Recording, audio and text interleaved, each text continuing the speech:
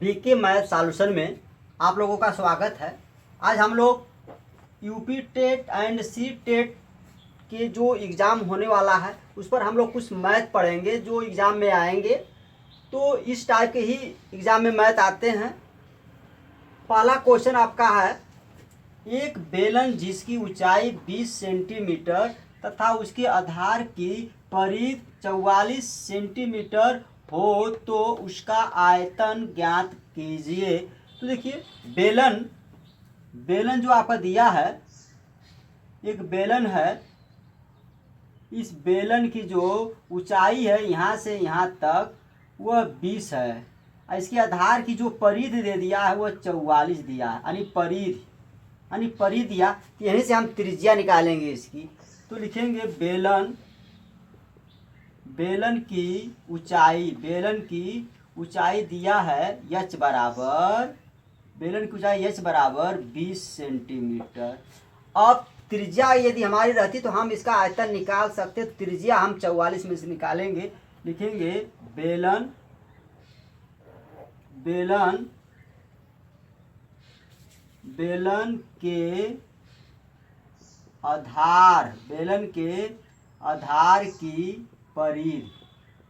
के आधार की परिधि दिया है आपका 44।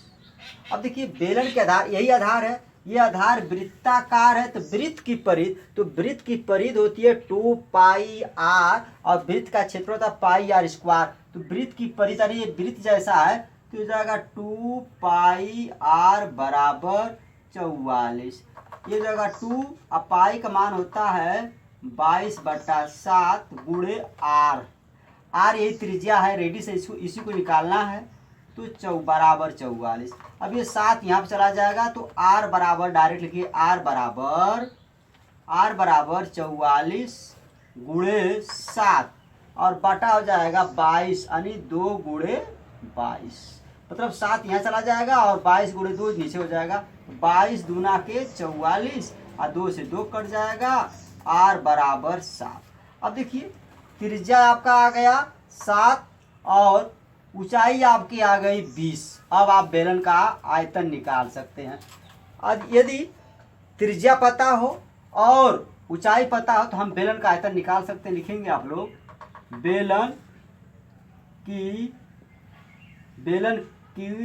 का आयतन पाई आर स्क्वायर एच होता है। ये सूत्र है, बेलन के आयतन का सूत्र है पाई आर स्क्वायर एच, यानी पाई का मान हो जाएगा आपका 22/7 गुणे आर का मान दिया है 7, 7 पर 2 घात, यानी 7 गुणे 7 2 बार हो जाएगा। और एच दिया है आपका ऊंचाई 20, तो यहाँ पर 20 लिख दिया जाएगा। 7 से 7 काट दीजिए, बाकी जो बचा है उसका गुणा कर लीजिए। 22 गुणे 7 गुणे 20, इसका गुणा कर लिया जाएगा। तो 7 किस में करिए, 7 दूना के 14 के 4, 7 दूना के 14 एक 15। अब इसमें 20 गुणा कर लीजिए। 0 और 2 चौका 8, 2 पच्चे 10 के 0 और 2 एकम 2 1 3, यानी 3080। अगर ये आयतन निकालना होता तो ये घन में उतर आता है। 3080 घन सेंटीमीटर, यही आपका आंसर हो जाएगा। यानी बेलन का आयतन आपका आ गया 3080 घन सेंटीमीटर। आप लोगों से एक रिक्वेस्ट है, यदि आप लोग सब्सक्राइब न किए हो तो प्लीज़ सब्सक्राइब कर दीजिए। इसी क्रम में आपका अगला क्वेश्चन आपका है,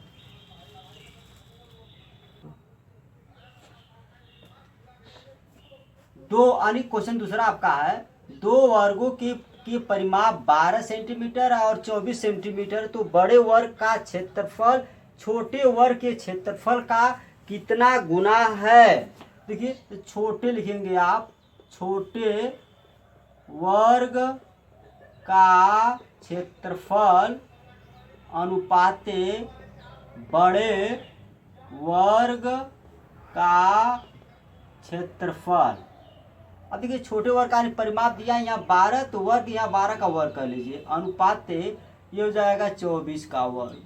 तो 12 जब 12 में गुणा करेंगे तो हो जाएगा 144, अनुपाते ये हो जाएगा 576। जब आप 24 का 24 में गुणा करेंगे तो 576 आ जाएगा। तो ये हो जाएगा आपका ये हो जाएगा आपका 144 बट्टा 576 काट देंगे तो हो जाएगा 144 कम 144 और 144 में 4 की भाग दे देंगे। अरे 4 बार जाएगा यानी 144 चौक का 576 हो जाएगा यानी 1:4 आ जाएगा आपका 1:4 यानी मतलब छोटा वर्ग यानी जो दिया बड़ा वर्ग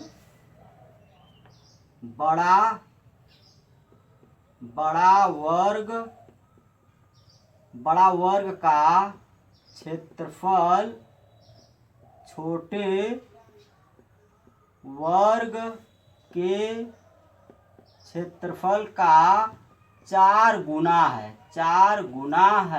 यानी यहाँ 4 आ गया 4 गुना, यहाँ 1 है यहाँ 4 गुना है। इसी क्रम में आपका अगला क्वेश्चन आपका है,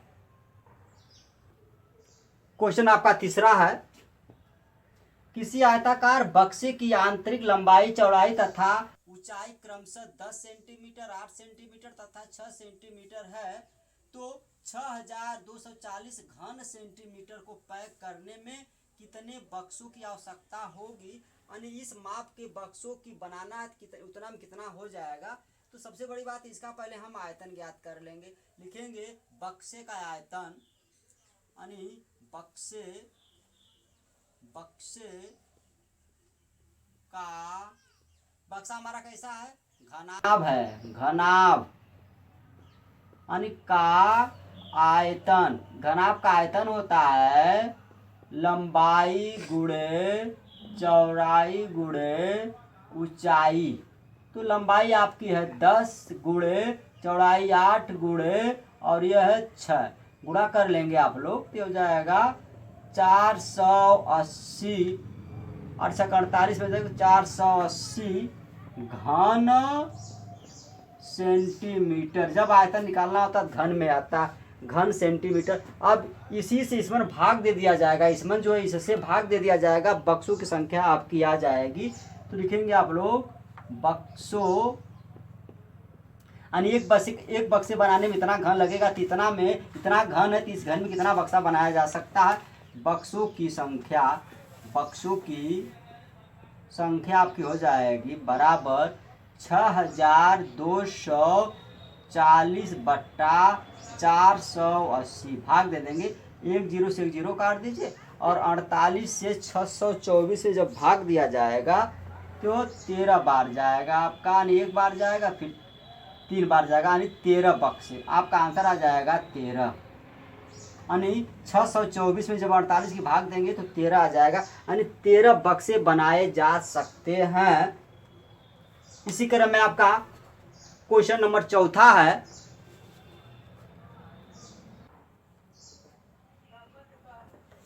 एक समचतुर्भुज के बिकड़ों की लंबाई 8 सेंटीमीटर है और 6 सेंटीमीटर, ये 2 बिकड़ हैं।